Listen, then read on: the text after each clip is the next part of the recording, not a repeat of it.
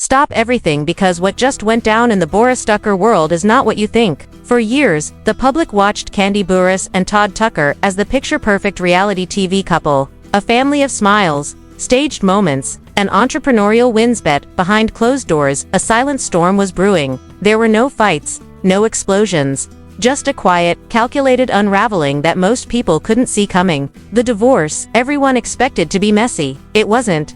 Instead, Riley Burruss, Kandi's daughter, pulled back the curtain to reveal a home ruled by strategy, cold decisions, and favoritism, so subtle it almost went unnoticed. Todd, Riley claims, treated stepdaughters as chess pieces.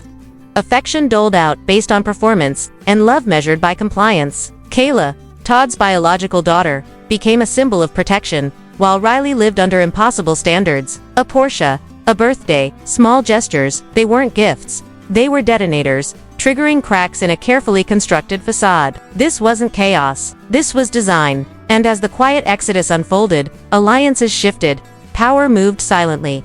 And the family everyone admired began to disappear, piece by piece. Stay tuned, because what Riley revealed isn't just shocking. It rewrites everything you thought you knew about this family.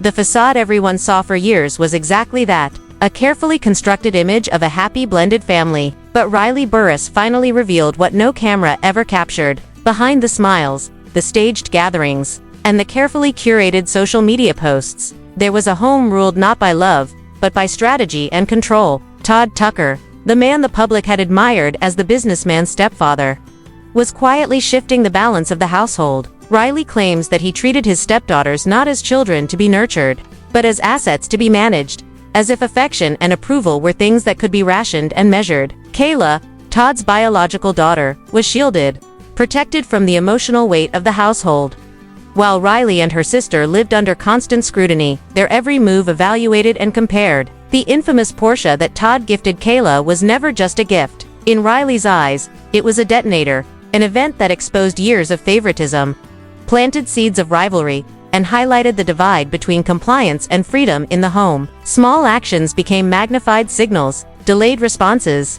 canceled appearances, strategic absences that slowly altered the rhythm of family life. Todd didn't storm out when the marriage began to crumble. He faded, conversations shortened, presence diminished, excuses multiplied. The household that once thrived on warmth and connection transformed into a calculated environment where smiles were automatic, trust optional, and emotional labor expected without reward. Kandi, the mother who had always prioritized resilience and nurturing, was forced to navigate this shifting landscape with precision, keeping control where she could while witnessing her family quietly fracture. Riley describes the tension as not stemming from malice, but from philosophy. Todd focused on outcomes and toughness, while Kandi emphasized impact and self-sufficiency. Yet rather than balancing, these differing approaches drove a wedge, creating an environment of constant evaluation, unspoken rules, and emotional maneuvering. The siblings were subtly pitted against one another, not through direct confrontation, but through positioning, through the distribution of protection, attention, and privilege. Every birthday, every gift, every gesture became a silent message, a marker of worth,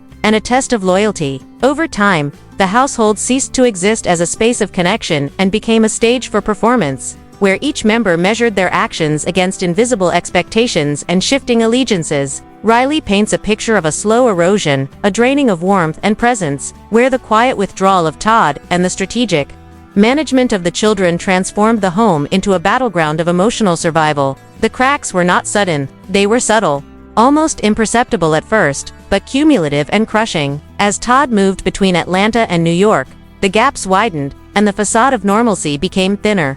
Until finally, the first fracture could no longer be ignored. Riley watched it all, silent and exhausted, as the rules changed, loyalties shifted, and the family's core slowly drained of life. The children, once unified under a shared sense of belonging, began to navigate a landscape of favoritism and isolation, and the public face of happiness continued, unbroken, untouched, leaving only Riley to carry the weight of what she had finally chosen to reveal. The story she tells is not of dramatic confrontation, but of a slow, deliberate dismantling of a household, a quiet removal of presence and influence, a strategic reordering that left her, her sister, and her mother negotiating survival in a home that had never been as stable as everyone believed. And as she describes it, The damage was measured, intentional, and far more unsettling than anyone could imagine.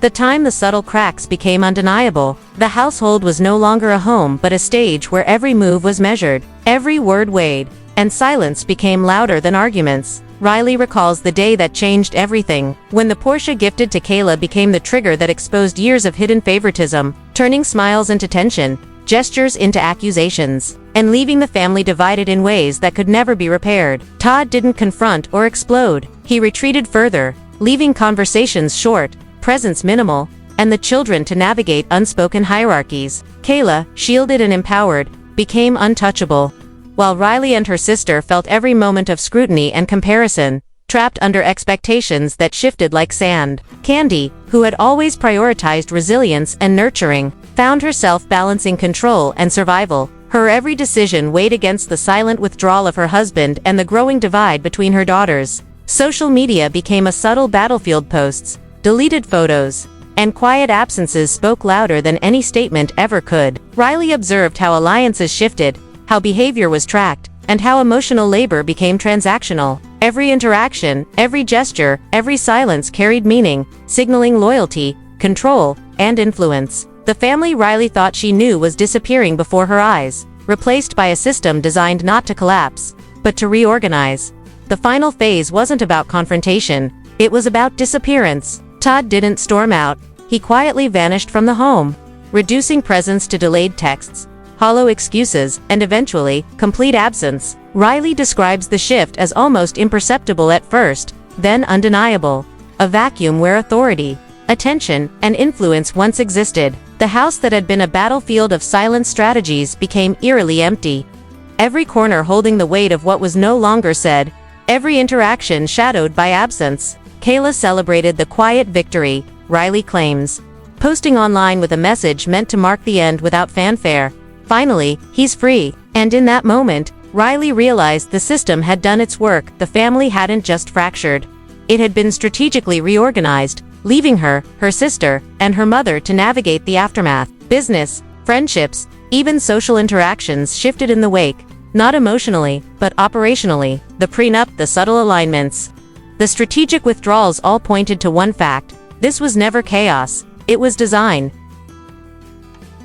Riley's silence, once interpreted as compliance, was now documentation. Observers could trace every absence, every shift in power, and every calculated move. The story wasn't about love lost, it was about influence stripped, positions lost, and a household quietly dismantled, leaving only the question, whose design was it, and who survived it? If you thought this was shocking, wait until you see what's coming next. Stick with the hype spill, because the next moves, the hidden truths, and the patterns people are too afraid to notice will change everything you thought you knew. Don't just watch the story unfold, see who disappears, who advances, and who survives. Hit that subscribe button now, turn on notifications, and be ready. Because when the next line is crossed, you won't hear it, you'll see what's left behind.